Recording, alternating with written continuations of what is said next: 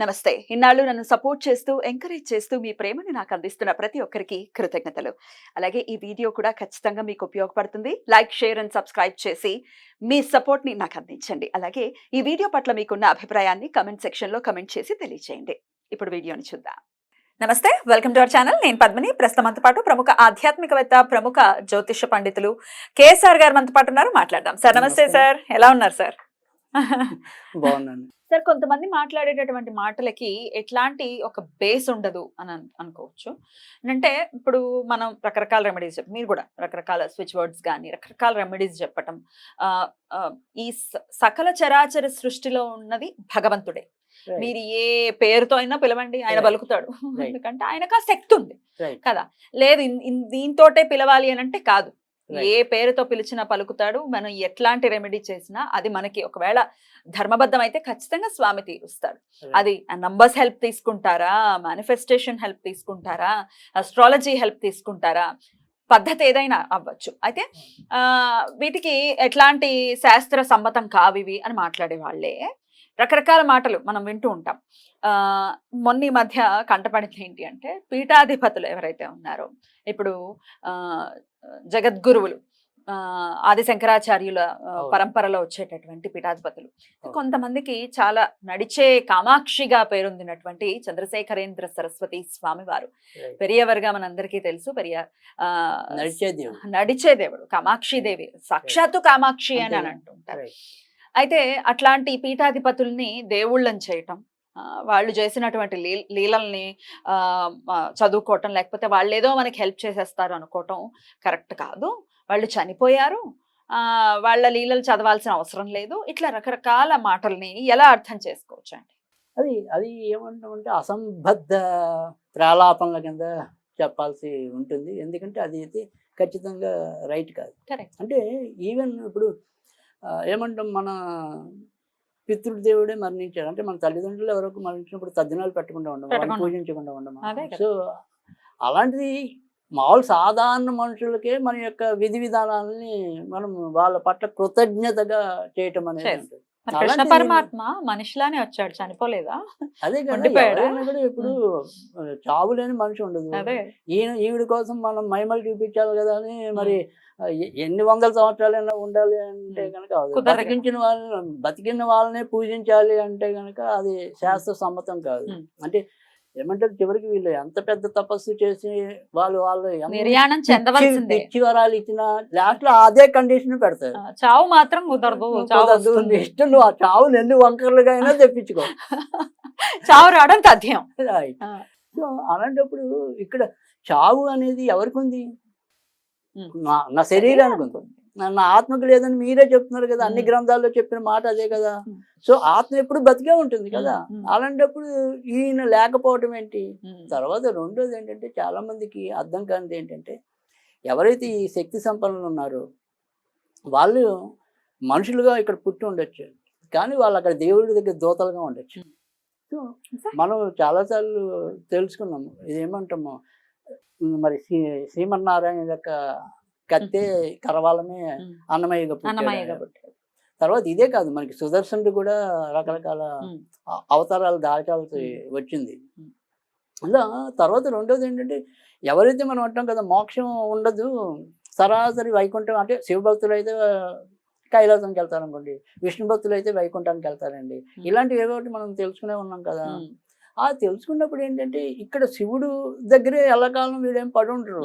పుణ్యం అయిపోగానే మళ్ళీ వచ్చేస్తాడా? పుణ్యం అయిపోకుండా కూడా కొన్ని సందర్భాల్లో నాయన అక్కడ ఇలాంటి వింత జీవులు వస్తుంటారు కదా, ఆ వింత జీవులకి జాలోదయం చేయడం కోసం మళ్ళీ ఇంకో పరంపరలో వెళ్ళు నాయన అని పంపిస్తారు. అది తాత్కాలికంగా అక్కడ జరిగేది. వాళ్ళే సద్గురువులు అనుకోవచ్చు, అవధూతలు అనుకోవచ్చు, ఏదైనప్పటికీ కూడా. ఎందుకంటే అప్పుడప్పుడు భూమిని సమతుల్యం చేయడం కోసం ఇలాంటి పిచ్చ వాగులు వాగే వాళ్ళు మోరు ముగించడం కోసమైనా కూడా వస్తారు, ఖచ్చితంగా వస్తారు. పీఠాధిపతులు అనేంతటువంటి దుశ్చర్యని ఎలా అర్థం చేసుకోవచ్చు? అదేనండి, ఇప్పుడు మనకి తెలిసిన మంచి మంచి పీఠాలు అయితే ఉన్నాయి. ఆ పీఠాలు వేలెత్తి అంటే అవసరం కొద్దీ ఏమంటాం అప్పటికప్పుడు దొంగ పీఠాలు వెలుస్తూ ఉంటాయండి. అలాంటి వాటిని మనం గురించి అంటే ఓకే, ఇప్పుడు కదా అలా కాకుండా ఏదైతే కొత్తాలం పీఠాధిపతి అనుకోండి, ఆయన గురించి కూడా మాట్లాడతాం. అదే నేను అంటున్నా, తర్వాత వచ్చేప్పటికి మన ఏదైతే ఇందాక మీరు చెప్పిన దేవుడు అనుకోండి, ఇలాంటి వాళ్ళ గురించి ఎప్పుడు కూడా ఆక్షేపణ చేయకూడదు. ఆయన లీలలు వాళ్ళు ఎన్నో పరంపరల సంబంధించిన వాళ్ళు. తర్వాత రెండోది ఏంటంటే అన్ని మతాలన్నీ కూడా ఆయన చూశారు. వాటిలో ఉండే లోపం ఏంటి, అవి ఎందుకుని ఇలాగ అని చెప్పి చాలా విస్తృతమైన చర్చ చేసిన వాళ్ళు ఎవరు ఉన్నారు అంటే కనుక కంచి చంద్రశేఖర స్వామి. సో అప్పుడు అవన్నీ చూసి మనకి సనాతన ధర్మాన్ని బోధించడం అనేది జరిగింది. తర్వాత శంకరాచార్యులను తిడుతూ కూడా నేను కొన్ని వీడియోలు చూశాను. ముఖ్యంగా ఆయన చాలా పెద్ద మహానుభావుట, ఆ శంకరాచార్యుడి కంటే గొప్పవాట, ఆయన తలుచుకుంటే ఎక్కడ కావంటే అక్కడ నీళ్లు పడతాట, ఎక్కడ కావంటే అక్కడ. ఎవరిని? శంకరాచార్యులు కంటే ఆయన గొప్ప ఆయనంట అంటున్నా. ఆయనే ప్రకటించుకున్నాడు. ఎవరు ఏదో పీఠాధిపతి కదా, ఆయన ఏదో మహర్షి అనుకున్నాడు ఆయన. సో అట్లాంటి వాళ్ళని అనుకోవచ్చు. పైగా ఆయన అంటే నేనండి వీళ్ళు కూడా ఇలాంటి, అంటే వీళ్ళు ఒక రకమైన బాపత్తు, వీళ్ళు ఒక రకమైన బాపత్తు, అంటే దేవుడు గొప్ప అనుకోవటం అహం, దేవుడు అందరిలో ఉన్నాడు అనుకునేది నిజం. అవును. అయితే రమణుల గురించి కూడా మాట్లాడటం, ఇట్లా పీఠాధిపతుల గురించి ఇది చాలా మనకి దురహంకార పూరితమైనదిగానే చెప్పవలసి ఉంటుంది. లేదా వాళ్ళ యొక్క ఏమంటాం ఆధ్యాత్మికంగా ఇంకా చాలా చిన్న స్థాయిలో అడుగెట్టారు అనేది. ఎందుకంటే వీళ్ళకి వాళ్ళకి భేదాలు చూసేయటం, లేకపోతే వీళ్ళు కాదు, నువ్వు ఎవరు డిసైడ్ చేయడానికి? ఆయన లీలల గురించి మాట్లాడుకుంటాము, ఆయన గురించి మేము పారాయణలు చేస్తాం, ఎవరు? గత వారం కూడా ఒకసారి చెప్పుకున్నాం. అంటే ఇక్కడ ఉన్నది ఒకటేసారి ఓకే, బ్రహ్మ పదార్థం ఒకటే అనుకున్నాం. సరే నీకు నచ్చింది కాబట్టి గోవిందా అంటున్నావు, నాకు నచ్చింది కాబట్టి జయ శివ అంటున్నాను, ఈశ్వర అంటాను, లేకపోతే అమ్మవారిని పేరు కలుగుతాం. కానీ అక్కడ ఉన్న పదార్థమే హాయ్ అంటే హాయ్ అంటుంది.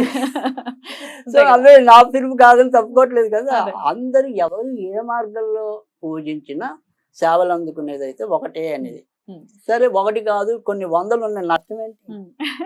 నష్టం ఏమిటి? నష్టం ఏం లేదు. 33 కోట్ల దేవీ దేవతలు లేరు, అదే ఉంటే మనకి ఏంటి నష్టం? నష్టం ఏమిటి? అదే కదా, ఎవరికి నచ్చిన వాళ్ళని వాళ్ళు పూజించడానికి. ఇప్పుడు మనం దేశించడానికి అయితే బాధపడాలేమో గానీ ఎవరు మనం పూజించితే వీళ్ళకి వచ్చే బాధ ఏంటి, దెబ్బిడ ఏంటి? అయితే వీళ్ళే రామానుజాచార్యుల వారి విగ్రహాలు మా ఇంట్లో కూడా ఉంటాయి, మేము ఓన్లీ దండం పెట్టుకుంటాం కాబట్టి దండం పెట్టుకుంటాం అంతే, పెద్దగా వాళ్ళ గురించి లీలలు పారాయణాలు చేసేటాలు ఇట్లాంటివి చేయమంటే మరి విగ్రహం ఎందుకు పెట్టుకున్నావు? పెట్టుకోకూడదు కదా. ఇప్పుడు ఈయన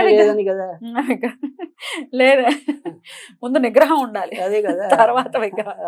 ఇప్పుడు స్వామి, ఇప్పుడు చంద్రశేఖరేంద్ర సరస్వతి స్వామి వారి విగ్రహాలు అమ్మేస్తున్నారు, ఆయన పుస్తకాలు అమ్మేస్తున్నారు, పాపం అన్ని కొనుక్కొని పాపం లాస్ అయిపోతున్నారు అని గుండెలు బాధేసుకుంటున్నారు. మరి మీరు రామానుజాచార్యుల వారి విగ్రహాలు ఎందుకు పెట్టుకున్నారు ఇంట్లో? పెట్టుకోకూడదు కదా. పోనీ పెట్టుకుంటే ఎందుకు చెప్తున్నారు? చెప్పకూడదు కదా. అలాగే మీరు కనుక గమనిస్తే చాలా మంది వాళ్ళు ఏమంటాం బయట చెప్పే మాటలకి తర్వాత వాళ్ళు చూపించే విధానానికి చాలా తేడా ఉంటుంది. ఒక్కొక్కరు అంటారు జుట్టు వేసుకుని మేకప్ వేసుకుని కూర్చుని ఈ రకమైన ఇది చేయటం అంటే అది ఎక్కడైనా శాస్త్రంలో ఉందా?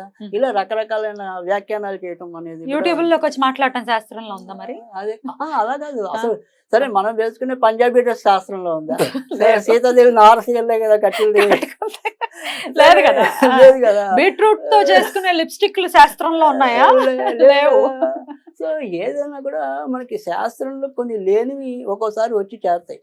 తర్వాత రెండోది ఏంటంటే ప్రతిదీ వేదంలో ఉండాలని లేదు. ఇప్పుడు మనం రెమెడీ అనేది ఇచ్చాము. సో ఈ రెమెడీ ఇచ్చినప్పుడు ఎప్పుడు కూడా దాన్ని మనం కొద్దిగా జ్యోతిష్ శాస్త్రాన్ని బేస్ చేసుకుని ఇస్తాం. సో ఈ వేదాన్ని మనం బేస్ చేసుకుని, వేదం అనేది మాకు దేనికి బేసు? ఆ జ్యోతిషం నాకు నేర్పడానికి బేస్. అంటే వేదంలో ఉపాంగాలుగా వ్యాకరణము జ్యోతిషం అనేవి ఉన్నాయి కాబట్టి ఓకే, వేదాల్లో ఇది పుట్టింది ఆవిడైనా అంగీకరించాల్సిందే కదా. అసలు జ్యోతిషమే లేదంటే అజ్ఞానం, అసలు వాళ్ళ అంగీకారంతో పని లేదు. కానీ ఇక్కడ మనం ప్రతి ఒక్క గ్రహానికి కూడా కొన్ని వస్తువులు ఇచ్చాం. అంటే ఈ కారం ఉందనుకోండి, ఈ కారం మీద అధిపతి ఎవరికి ఉంటుంది? కుజుడికి ఇచ్చాం మేము. కుజుడు. ఓకే. తర్వాత రెండోది ఏంటంటే మళ్ళీ ఇంకో ఇదే విధానంలో అసలు పుట్టిందే మనకి ఎక్కడో అమెరికాలోనో ఎక్కడో ఈ మిరపకాయలు, ఈ మిరపకాయలతో ప్రత్యేకంగా హోమం కనిపెట్టింది ఎవరు? గరియోధ అని చెప్పింది. సో ఇంగు ఎక్కడ పుట్టిందో అడగాలి. ఇంగు కూడా మన దగ్గర ఏం పుట్టలేదు. ఇప్పుడు ఒకవేళ మన దగ్గరే పుట్టే అనుకోండి, మనకి పేటెంట్ హక్కులు మనకి రాలేదు చాలా విషయాలు, దౌర్భాగ్యం. అందుకని కదా మన నుంచి నేర్చుకుని అమెరికా వాళ్ళన్నీ ఇక్కడ. ఇప్పుడు మనకి ఇంచుమించు 17వ శతాబ్దంలో పోర్చుగీసులో మిరపకాయ పుట్టింది. సుమారుగా 17వ శతాబ్దం చివరిలో మిరపకాయ పుట్టిందండి. అంతకింద మిరపకాయ లేదని మీరు ఎలా చెప్పగలరు? ఉండే ఉంటుంది, ఉంది. అమెరికా వాడు కనిపెట్టాడు కాబట్టి దాన్ని మిరపకాయ అన్నారు. ఇప్పుడు సో మనకి తెలియని పేరు సంస్కృతంలో ఇంకోటి ఉండే ఉండొచ్చు కదా. కరెక్ట్. అయితే అది ఏమైనా హెల్త్ కి ఇంపాక్ట్ చూపిస్తుంది అన్న కోణంలో మాట్లాడితే ఓకే, నిజమే అది కూడా. అంతకుముందు వర్రాకు అని వాడేవారు కారానికి అని విన్నాం. అదే కదా, అలాగే మిరపకాయల కంటే ముందు మిరియాలు అనేది కూడా అన్నారు అనుకోండి. కానీ నేను అనేది ఏంటంటే ఇక్కడ మిరియాల్లోను కానీ కారంలో కానీ కామన్ కానీ ఏంటి ఘాటు అనేది మనకి, అంటే ఈ ఘాటు పదార్థాలు కానీ ఎర్ర పదార్థాలు కానీ ఆ ప్రత్యంగిరాదేవికి ప్రీతికరం కాబట్టి వాటిని మనం తీసుకొచ్చాం ఇక్కడికి. ఇప్పుడు తర్వాత ఇంకా కొత్త వస్తువులు మనం ఏమైనా పండించామనుకోండి, ఎరుపుతో సంబంధించిన వేగున్నా కూడా ఆవిడకి ఇష్టమే వస్తాయి. సార్ ఒక్క పాయింట్ అడుగుతాను సార్, ఒక భారతదేశాన్ని మాత్రమే స్వామి సృష్టించాడా లేకపోతే ఈ సకల చరాచర సృష్టి స్వామిదా? అంతేగా, మరి సకల చరాచర సృష్టి స్వామిది. అమెరికా స్వామిది కదా, రైటే కదా, పోర్చుగీస్ స్వామిది కదా, మనుషులు స్వామికి సంబంధించిన వాడు. స్వామీజీలు అందరూ కూడా అక్కడికి వెళ్ళి కూడా వారు ఆధ్యాత్మిక చైతన్యంతో పైగా మనకంట ఎక్కువ భక్తులను అక్కడ తయారు చేయగలుగుతారు. ఇప్పుడు ఇంతింతై వటుడు ఇంతై నభోవీధి పనింతై అని మనం విన్నాం. అంటే స్వామి ప్రతి ఈ సకల చరాచర సృష్టిలో ఆక్రమించేశాడు ఆయన కదా.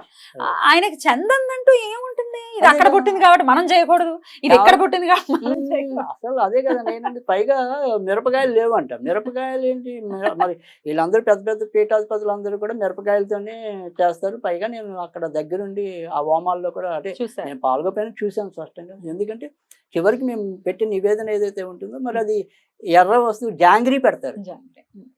అలా ఎరుపు రంగు కలిసినది ఏదైనా కూడా పదార్థం, తీపి పదార్థం ఆవిడకి నివేదన చేయడం అనేది, అంటే ఇంత కారం మనం ఆవిడకి హోమంలో సమర్పించిన చివరికి ప్రసాదం వచ్చేప్పటికి ఇలా తీపి పదార్థం పెట్టడం అనేది అది కూడా ఎరుపు రంగుదే పెడతాం.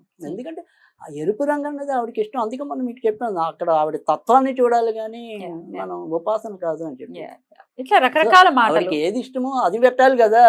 ఆవిడకి ఇష్టం లేని పట్టుకొచ్చి అది మనది కాదు, మన దేశంది కాదు అంటే నువ్వు తినద్దమ్మా, ఆకలితో మార్చాడు. నువ్వు ఇక్కడ ఓన్లీ భారతదేశానికి సంబంధించిన అమ్మవారు మాత్రమే, లేకపోతే భారతదేశానికి సంబంధించి మాత్రమే కృష్ణుడివి, నువ్వు ఇంకొక దగ్గర కృష్ణుడు. అసలు ఎంత మంది అండి వేరే ఫారినర్స్ ఎంత మంది కృష్ణుడిని ఫాలో చేస్తున్నారు, ఎంత మంది ఫాలో చేస్తున్నారు ఆయనని. అందుకని ఏమంటావు, ఒక రకంగా చెప్పాలంటే ఇలాంటి వాళ్ళ మాటల వల్ల చాలా మంది భక్తుల మనోభావాలు ఖచ్చితంగా దెబ్బతింటాయి. ఎందుకంటే క్రూరత్వం అనేది ఎవరి సంపద కాదండి. ఆ జ్ఞానాన్ని మనం అజ్ఞానం కోసం వాడుకుంటున్నామా, హింస కోసం వాడుకుంటున్నామా, లేదా దేశ వినాశనం కోసం వాడుకుంటున్నామా, అదనేది ముఖ్యం. సో ఆ జ్ఞాన పరంపర వెలుగులు రుబ్బుతున్నప్పుడు ఆ వెలుగుని, ఆ కాంతిని అందరూ పొందే అవకాశం ప్రతి ఒక్కరికి ఉంటుంది. అది ఒక దేశమా, నా దేశమా, నీ దేశమా అనేది కాదు. సో నీ దేశం పవిత్ర దేశంగా చెప్పాము, ఆ పవిత్రతను కాపాడటంలో మనం బాధ్యత వహించాలే కానీ ఇతరులను దూషించడం వల్ల మనకేమొస్తుంది? అసలు సనాతన ధర్మము పరహితాన్ని కోరుకుంటుంది, పరమత ధర్మాన్ని బోల్డ్ అంతా టాలరేట్ చేస్తుంది. అదే మనలో ఉన్నటువంటి బ్యూటీ. వాళ్ళది కాదు, వీళ్ళది కాదు, వాళ్ళని ద్వేషించండి. సాయిబాబా గురించి అయితే ఇంక చెప్పనక్కర్లేదు, ఎంతంత అయిపోయినటువంటి వాగుళ్ళు వాగుతారో. బట్ దెన్ ఇట్లాంటి విద్వేషాన్ని పెంచి దానివల్ల ఏమిటి ఉపయోగం? మనలో మనకే యూనిటీ లేకుండా ఇట్లా ప్రత్యేకించి స్వామి పెరియావ గురించి మాట్లాడటం అనేది డెఫినెట్ గా చాలా చాలా బాధాకరం. ఆయన నడిచే కామాక్షి, ఖచ్చితంగా ఆయన లీలలు ఖచ్చితంగా తెలుసుకుందాము, ఆయనను పూజిద్దాం ఖచ్చితంగా. ఎందుకంటే కామాక్షిని పూజించడమే మళ్ళీ. దేవుడి యొక్క పరమాద్భుత లీలలు మీకు ఎప్పుడు కూడా ఈ వాట్సాప్ లో చాలా బాగుంటాయి, చాలా ఉంటాయి. అలాంటి వాటిలో ఒకసారి మా కుటుంబాన్ని కూడా ఉదాహరించడం జరిగింది. ఏం జరిగిందండి చెప్పండి. సో అంటే ఇక్కడ మనము లోగడ కూడా చెప్పుకున్నాం, ఏదైనా సరే వాళ్ళకి జ్యోతిష్యమే తెలియకల వాళ్ళ అవధూతలు, వాళ్ళకి కొంతవరకు ఆ నాలెడ్జ్ ఉంటుంది అని చెప్పి. సో మేము మా నాన్నగారు అది దాంట్లో వాళ్ళు స్పష్టంగా కూడా రాస్తారు, కంచి దుర్గా ప్రసాదరావు అని చెప్పి. ఉందా లీలలో మీ నాన్నగారు? ఆయన మా నాన్నగారు ఏంటంటే పేరేంటి? కంచి దుర్గా ప్రసాద్. కంచి దుర్గా ప్రసాద్ గారు. సో ఆ కంచి దుర్గా ప్రసాదరావు గారు సరే మా నాన్నగారికి, అందుకే మా తమ్ముడికి ఆయన పేరు పెట్టుకున్నారు. మూడో అతని పేరు చంద్రశేఖర్.